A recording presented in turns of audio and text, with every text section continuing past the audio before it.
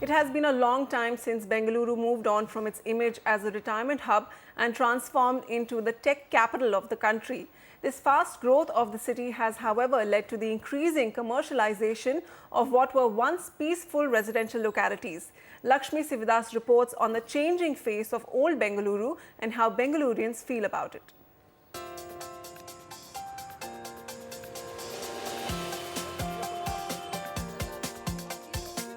Sneha Kandahil has been a resident of Indiranagar in Bengaluru for nearly 40 years, a time during which she has seen the area grow from a quiet residential suburb to one which houses some of the city's swankiest retail outlets and commercial establishments. While this is good news for the rest of the town that visits Indiranagar, the 300-odd members who are part of the BM Kaval RWA are far from happy. We have about 80 odd restaurants and pubs. So they all offer valet parking. Now, what do you mean by valet parking? They come and park in front of my house and somebody else's house, right? So this was one huge problem we had. Traffic, we had sewage. Then we also saw a lot of outages in terms of electricity. That can be a serious problem, especially for residents who move to an area for its peace and serenity. Ill-planned commercial establishments can also negatively affect property values, with prospective home buyers and investors scouting for other locations which are quieter. While having establishments like these can be a benefit, one must weigh the risks carefully too. I don't think there's a negative effect of living in these areas. I think the question is where you live in these areas. Obviously, to be in an apartment which is on the main high street obviously doesn't make sense because of the traffic, the congestion and the noise.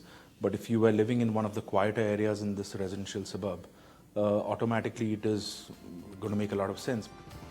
While a certain level of commercialization can be good, proper checks and balances must be maintained to ensure that residential living isn't thrown out of balance. So if you're one of those inconvenienced by this, what can you do? For starters, the BDA draws up master plans that provide clear demarcations for residential and commercial zones and also lists out what type of commercial activity can be carried out in residential pockets. You can use this to see if the commercial establishments in your area have all the right permissions. The BBMP has to give the permission.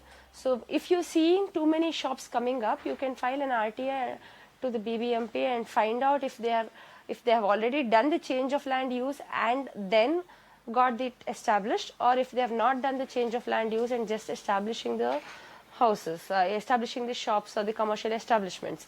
And if it is not done, the courts, you can approach the courts.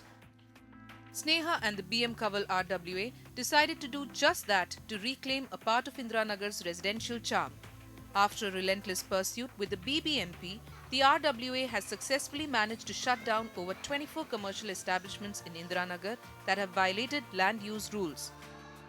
But this fight still rages on in other parts of Bengaluru, such as Jayanagar, Old Madras Road and even newer HSR layouts. The government must step in to ensure that this doesn't get out of hand by strictly enforcing rules for the operation of commercial establishments. With Lakshmi Sivadas from Bengaluru, Sharon Alex, NDTV.